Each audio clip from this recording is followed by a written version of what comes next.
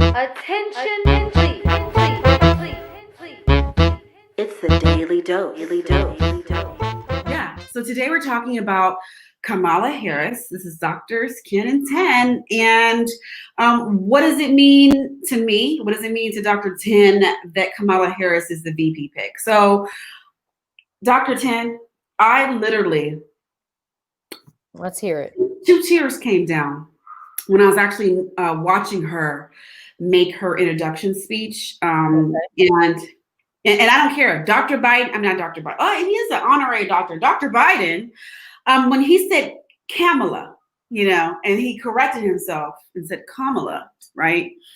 And I didn't really give a damn that he didn't say her name correctly. I don't give a damn. I didn't say her fucking name correctly. I thought it was Kamala. Is it? I don't know. I mean, I guess first I thought it was Kamala. Then I thought Then I thought it was Kamala, because I was like, why would she be like? He called her Kamala, and I guess thought it was Kamala. It's not Kamala. No, it's Kamala. It's some Indian name. And I said, I don't give a damn what her name is. It's what she represents. And I know that we had a private conversation the other day, Dr. Ten, and you were just telling people, what does it mean for us? And, and our title is Black Doctors Matter right now. What does that mean for us? Because a lot of people don't like her, given her strict gun laws, putting Black men in jail, mass incarceration. She did, contribute to that with her statistics. I don't have that on hand, but her record is proven. People have 1 ounce of marijuana. They're locked away for years. And this is under her watch. Yeah. What do you think about that? What do you say?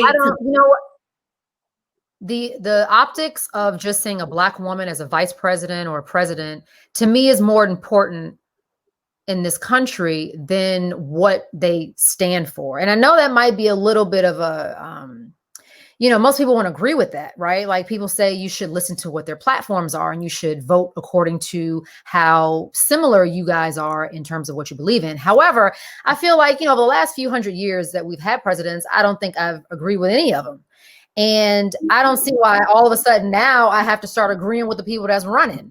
So I feel like I don't really care about what her platforms are, because, to be honest, I don't agree with a lot of her platforms. There's a lot of things her free for all healthcare, for instance, I don't agree with that at all. So there's some things that I just am like completely anti Kamala. Right. Kamala. K. Hey, so there are some things that I totally am against in terms of what she believes in. However, what I do believe in is the fact that just seeing a brown face in office, seeing a woman in office, in that office, right, to me is very, it gives hope to the country. It gives hope to the country, not just to people of color, because I know a lot of folks are just like, well, it's only, Black folks just want to see Black faces. Well, that's true. But I think when white people see Black faces in those areas, it also does something for them too, because they also feel a sense of, wow, we have come a long way. We are progressing as a country. We are doing things better now than we have in the past. And I think that gives everyone hope. And I think it makes everyone feel good about the current state of our country, right? I think to see someone that's usually oppressed to kind of rise from the ashes, like the phoenix, I think it gives everyone that feel-good story that we like to hear, that we like to see in America, right? So I don't particularly care about what her viewpoints are. I just want to see her face, because I think the symbol of a Black woman being VP or president is more important than her platform. Well said. And I 100% agree with you, Dr. Ten. But, some people will say, well, at least if you're going to have a woman candidate, if you're going to have a woman of color, have a good one, have one that's qualified, versus, she's very liberal or progressive. To that point, who have we had that's really qualified? Who have we had that we felt like embraced everything that we embraced? Probably next to none. I mean, I don't think you'll find a president that's going to have to hit every single thing that you want. And on top of that, I think you have to prioritize what's most important. For me, it's seeing a person of color. That's my number one.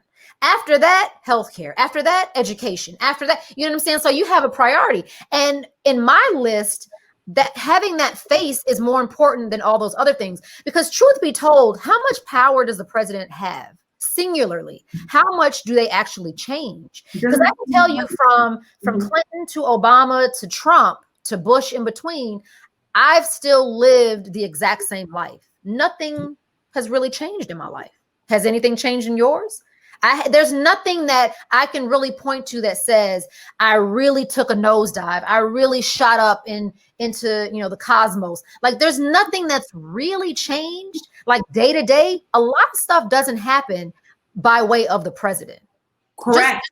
Just saying. I agree. And I think a lot of us need to learn that. It goes back to what you were saying about how we need to learn legislation. We need to get with our city council and our neighborhoods, our communities. I think that at the community level, you can see more change versus like the individual day-to-day level, but I think that I have to admit to you that, I need to be more well-versed in politics as well to see, am I even qualified to know the measure of change? Do you know what I mean? So I totally understand when you said that, like in our day-to-day lives, what has changed? I would say not very much. And, in terms of job creation and job loss, that's usually more of a state level kind of thing, right?